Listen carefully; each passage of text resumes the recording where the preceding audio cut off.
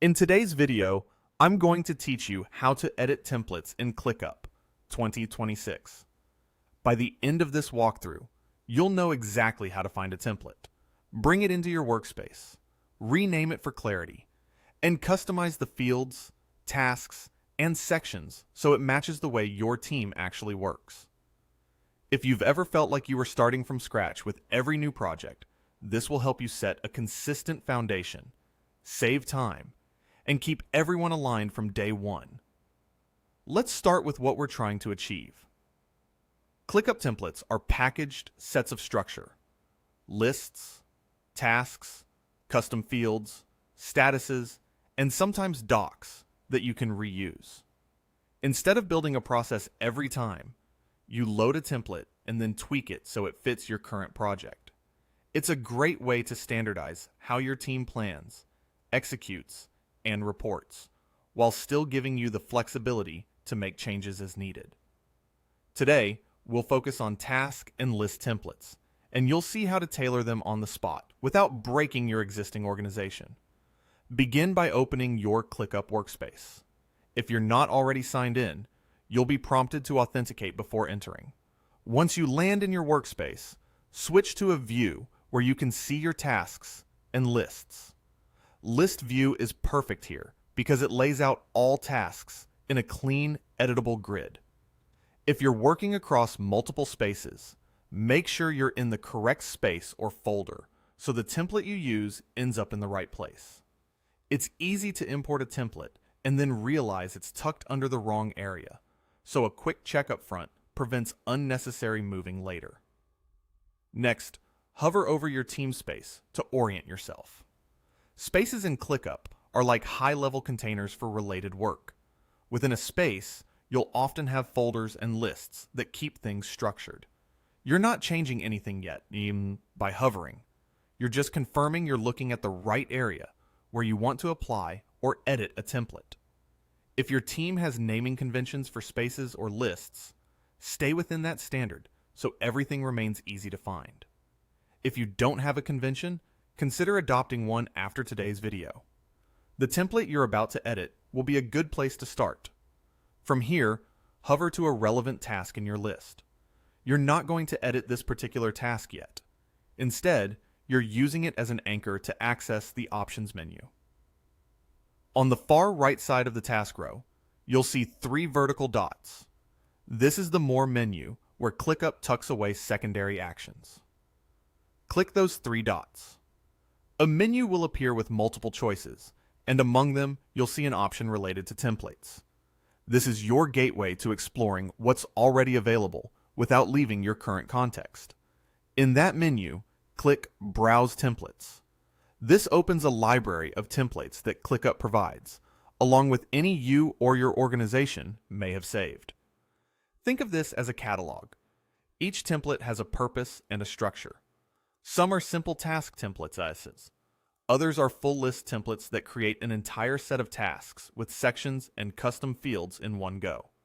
You can usually preview a template before you commit. So take a moment to read the descriptions and glance through any included tasks or fields. The goal is to choose something close to what you need, knowing you'll edit it right after import. The closer your starting point, the less cleanup you'll have to do. Now pick the template that fits your use case. Click the template to open its details. You'll typically see an overview explaining what it's designed for and what it includes. If it aligns with your workflow, go ahead and proceed. If you find yourself comparing 2 or 3 options, prioritize the one that most closely matches your structure, especially the fields you rely on, such as effort, priority, or due dates, since those will reduce the time you spend customizing later. Keep in mind whether you want the template to create a new list or just add tasks into an existing list. The choice impacts where your work will live. When you're ready, click Use Template. This is when Clickup asks you how to apply it. If the template can be added to a new list, you'll have the chance to name that list before finalizing. Take advantage of this and rename it for clarity.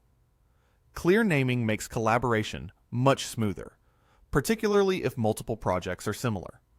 A simple pattern like project name, process name, or client. Deliverable, Q1, keeps everything instantly recognizable. The fewer clicks people need to figure out what they're looking at, the better. After you rename your list, click Use Template again to confirm.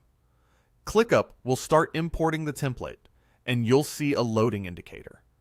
This part might take a little time, especially if the template includes a lot of tasks, sections, or custom fields. Let it finish. Don't refresh or navigate away while it's working.